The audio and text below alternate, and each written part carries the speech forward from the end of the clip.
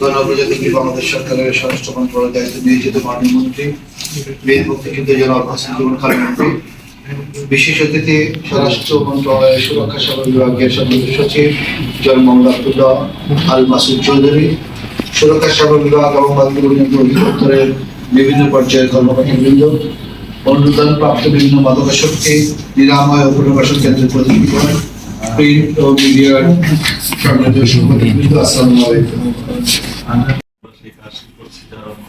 মাদকাসক্ত যারা এখানে অবস্থান করছেন তাদেরকেও কিভাবে সেবা দেওয়া যায় সেটাও আমরা কাজ করছি। আপনারা যে কাজটি করছেন আজকে সেটার মূল্যায়ন হিসেবে আমরা কয়েকটা প্রতিষ্ঠানকে আমরা কিছু অনুদান দেওয়ার প্রচেষ্টা আমরা নিতেছি। আমরা মোট বিগত 19-20 অর্থবর্ষরে 91টি বেসরকারি নিয়ম অ্যাকাউন্টে 1 কোটি টাকা, 20-21 অর্থবর্ষরে 137টিকে আমরা কেন্দ্রকে 1,50,00,000 কাজে আপনাদের প্রতিষ্ঠানকে আরো কত সুন্দর করবেন, আরো প্রতিযোগিতামূলক করবেন, এটা কিন্তু আপনাদের ব্যাপার। আমরা আপনাদেরকে উৎসাহ দিচ্ছি, আপনাদেরকে দেখিয়ে দিচ্ছি কিভাবে করা উচিত, সেই পরামর্শ দেব। আমরা আপনাদেরকে একটা বাস্তবায়ন করবেন কিভাবে সেইগুলো পরামর্শ দেবো। আমাদের সেই জন্য আমাদের মাদকদ্রব্য নিয়ন্ত্রণ অধিদপ্তরে সেই জন্য আমাদের এক্সপার্ট রয়েছেন, আমাদের যারা এই ধরনের জনশক্তি আমাদের রয়েছে। আপনাদেরকে আমরা উৎসাহ দিব, আমাদের পরামর্শ দেবো, কিন্তু কাজটা কিন্তু আপনারা বেসরকারি লাইসেন্স নিয়েছেন, এখন কিভাবে একটা আধুনিক পদ্ধতিতে আপনারা করবেন। আমি দু-একটি দেখেছি, দু-একটি নিরাময় কেন্দ্র আমি করেছি, দেখেছি, আমার কাছে সেই দু-একটি ভালোই লেগেছে। আমি অতি সম্প্রতি সেটা দেখেছি, আসামিয়াল মিশনের যে বংশীগঞ্জে যেটা করেছে, সেটাও দেখলাম খুব আধুনিক, মানে সুন্দর পরিপাটি হাসপাতালের মতনই। এটা হাসপাতাল বলা যাবে না, এটা নিরাময় কেন্দ্র, যারা এই মাদকাসক্ত হয়ে গিয়েছে। আমি দেখছি আমেরিকা থেকে একজনকে পাঠিয়েছে, আর তার বাবা মা কোথায় বাংলাদেশি, তাকে পাঠিয়েছে। এখানে জায়গাটা খুব চমৎকার জায়গা, তোকে সেটা করেছে। আপনারাও সবাই ভালো করছেন, সবারটা আমি দেখিনি, আমি দু-একটি যেটা দেখেছি সেগুলো আমার কাছে ভালো লেগেছে। আপনাদেরকে এই জায়গাটাতেই কাজ করতে হবে, আমি সেই জন্যই আমি রিকোয়েস্ট করবো।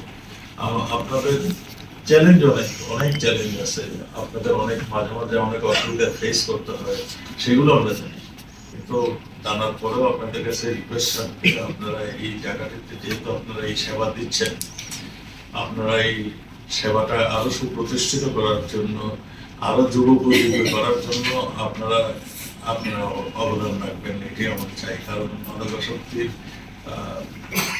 আমাদের এই ইয়াং কোর্স, যেটাকে আমাদের স্বপ্ন, এর মধ্যেই বেশি রকম ভাবে ছড়িয়ে পড়ছে।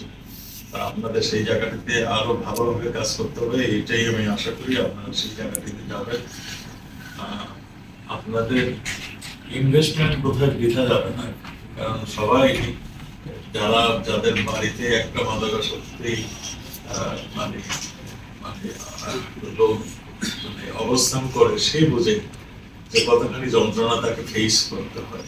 কাজেই গোপনে হোক প্রকাশ্যে হোক আপনাদের দ্বারস্থই তারা হয়, সেই জায়গাটাতে আপনাদের কাছে তারা একটা রেজাল্ট হিসাবে একটা রেজাল্ট, আপনারা একটা ভালো রেজাল্ট দেবেন, সেইটাই তারাও আশা করে, আমরাও আশা করি। এটা দীর্ঘমেয়াদী পরিকল্পনা, একদিনেই ভালো করে দিবেন কিংবা 7 দিনেই ভালো হয়ে যাবে, এটা কেউ আশাও করে না। আমরা সেই জায়গাটিতে আপনারা সুন্দরভাবে কাজ করবেন, এটাই আমরা মনে করি। আমি আপনারা আজকে এই জন্য আসছেন, আপনাদেরকে ধন্যবাদ, শুভেচ্ছা জানাচ্ছি। সরকার এই অনুদান দিচ্ছে চিকিৎসা সহজলভ্য করার জন্য, আপনাদের যাতে করে আরো উৎসাহ থাকে, আপনারা এগিয়ে আসেন। আমরা আপনাদের উৎসাহ দেওয়ার জন্যই আমরা আজকে আয়োজন।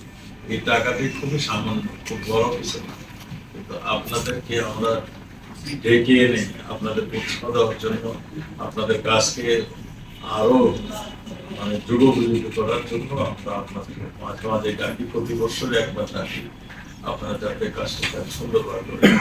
আজকেও সেই আহ্বান রেখে আমি আপনাদের সঙ্গে তো সবসময় মাদক দ্রব্য নিয়ন্ত্রণ অধিদপ্তর করে যাচ্ছেন, আপনাদের কার্যক্রম দেখছেন, আর সেটার জন্য তারা সবসময় আপনাদের পাশে থাকবেন এই আশাবাদ ব্যক্ত করেই আমি আজকে এই বিতরণ কার্যক্রমে শুভ উদ্বোধন ঘোষণা করছি। এই আয়োজনের সংশ্লিষ্ট সবাইকে ধন্যবাদ জানিয়ে আমি বক্তব্য শেষ করছি। জয় বাংলা, জয় বঙ্গবন্ধু, বাংলাদেশ চিরদিন।